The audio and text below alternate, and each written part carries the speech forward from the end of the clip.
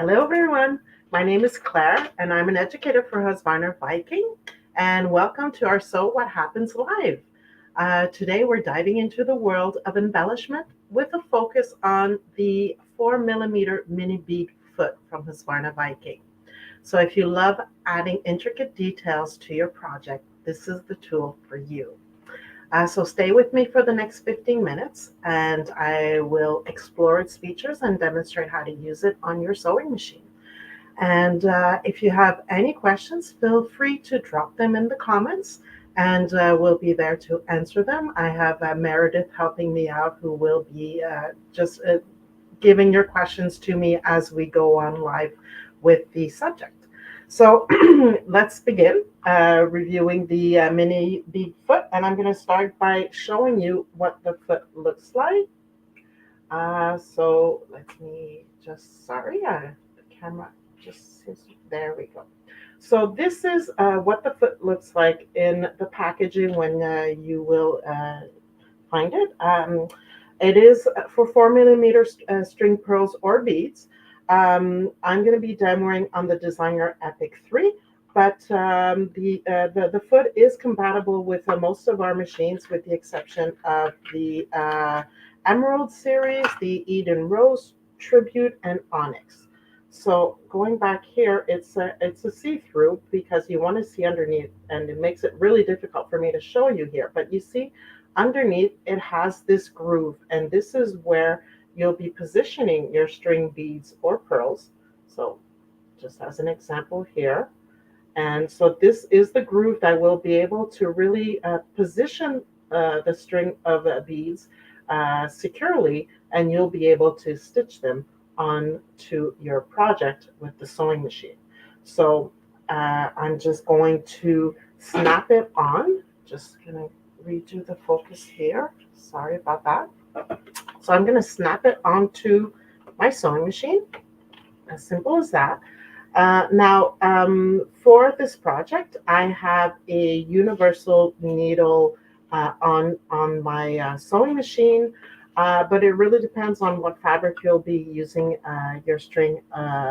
You'll be adding the beads on that will determine the, the, the needle. But most of my projects I use cotton. I use a universal needle for that.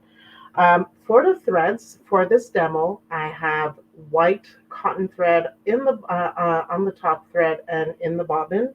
But really consider changing that when you're doing your projects. I actually love using invisible thread when I'm beading, and also for the bobbin thread. I will tend to. Sorry, it's boring to see the mowing machine. So when I'm doing a project, I'm going to tend to use an invisible thread on top, and for the bobbin thread, I'm going to look at the fabric color that I'm putting the pearls onto, and that will determine the color of the thread I'm putting under my project. So that's the best way of using it. I'll have samples to show you a little bit later on. So going back to the sewing. So we're going to discuss once it's done and you're ready. You're going to have to select. I want to say so many things at the same time. So sorry. So let's continue. I'm going to slow down.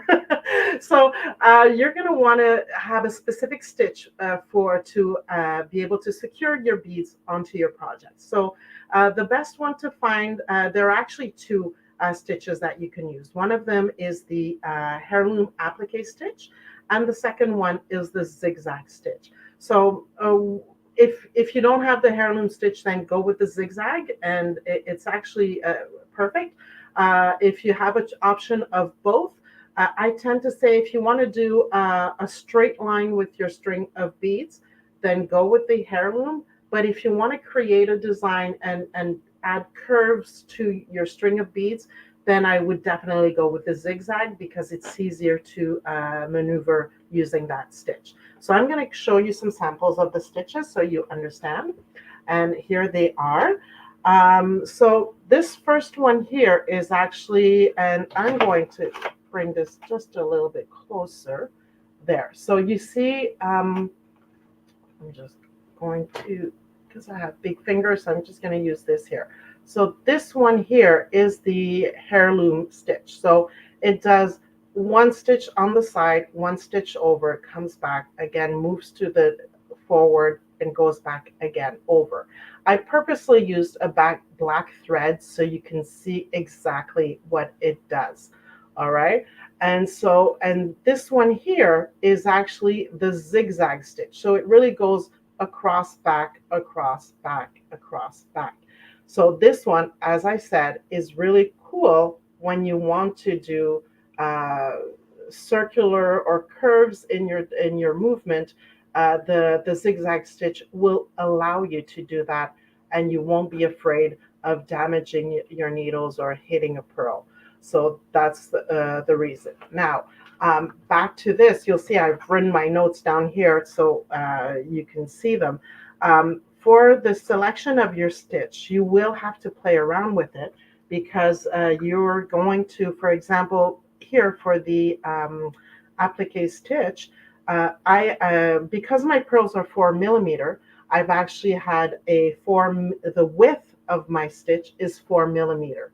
And then the stitch length, I went to 6 millimeter, but you will have to, you can play between 4 to 6 millimeter on the stitch length because you really want your first stitch, your first needle goes down here, goes across 4 millimeter, comes back, and then you want the stitch length to allow you to go over the bead and go in the middle of the next two beads to go across.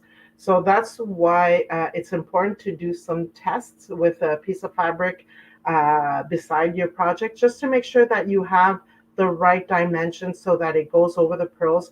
And because it will go over the pearl, it won't damage anything. It's just that you don't want to have your thread going over the pearl. You want your thread to go in between each pearl. And so, as I said, I've used black threads so that you could see where the thread sits in this sample. And I've also purposely here, I've really, so this one here is, you can't see because that's what happens when you play with the thread. So this one is actually a green thread that I've placed here. So it really is you see it, but it's close to the color of your fabric, so it's not that visible. And if you can see, I'm just going to lower it there, so it's a less. I feel like I'm having problems with my camera. So sorry about that. So let me try this again. Zoom out. Okay, so this one, you can't really see it because it is invisible thread, as I've mentioned. So I'm trying to zoom in or zoom out, and it's really invisible. That's what's really nice about invisible thread, but I can't show you on camera. No matter what I do, you can't really see it. So invisible thread, my ultimate favorite when I'm doing string pearls or beads. And then this is the green, which is, you can still see it, but it's not that bad because it matches the color of the fabric behind. Okay, so sorry about that. I hope you guys were able to see the information. So let's go back to the machine so I can show you how to demo it. And so again, I have put stabilizer underneath the fabric, and now I'm going to put the string pearls underneath here. So it really will follow the groove. We're going to put the string, the foot down. And what I tend to do is use the knob to just position. So I'm going to, oops, sorry. So it's going one stitch down and another then to the left. And so now I'm not sure if you've seen it. I know that it went across on the other side in between the two beads. So I know that I'm well positioned, so I can go back up. It's going to go back across, and then it's going to move forward, and then another time. Hey, And Claire. yes.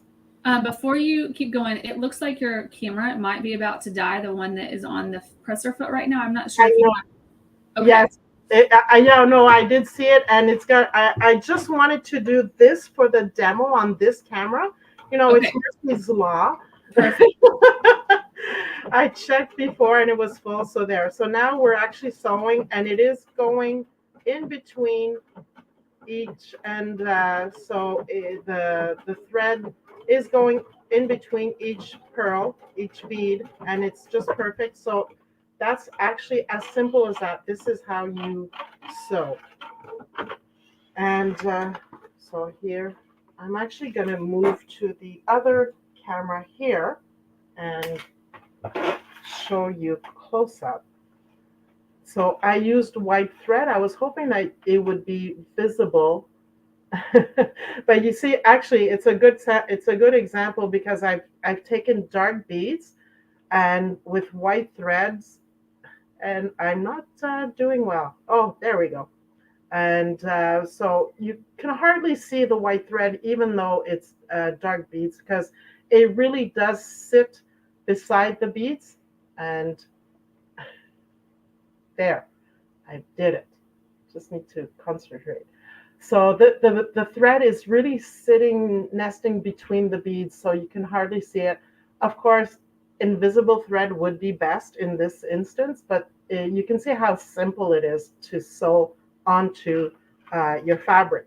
Now, I've showed you how to do it, and I'm just going to show you example now because you're probably wondering, yeah, but when am I ever going to be using this for a project? And so here is a bag that I've made. And I've decided to add my beads as decoration on the bag. So once the project was finished, I simply went, and because it's a straight line, I took my heirloom stitch, applique stitch, and just stitched it onto the project.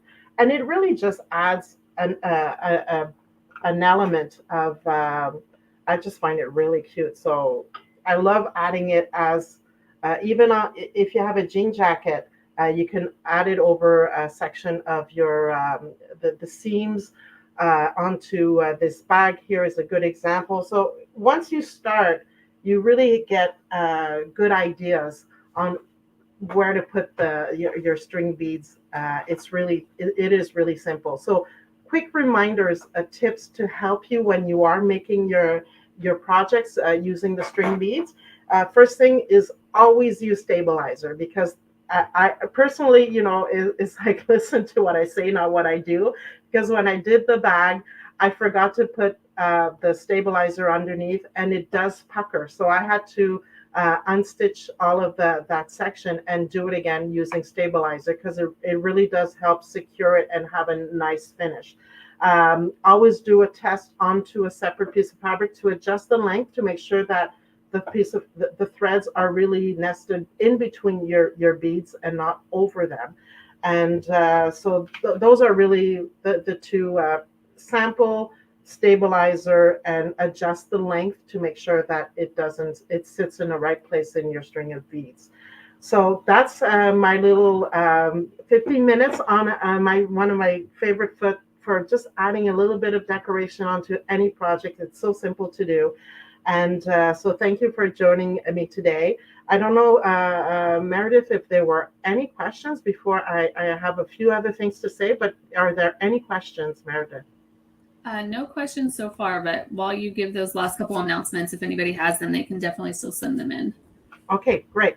So first of all, there's another So What Happens Live that's going to happen Friday with Karen, and she'll be discussing tapering. So don't miss that little 15 minutes. It's very interesting with Karen. Oh, it's always interesting what Karen has to say. If you want to learn more about it, you can go on to the Facebook or YouTube page for Husqvarna Viking, and you'll have all the details there. And also, what to do before Friday? Well, you'll be happy to know that Tuesday, Wednesday, and Thursday, Sani will be doing a live event on the MySewNet, and she'll be showing you how to digitize logos.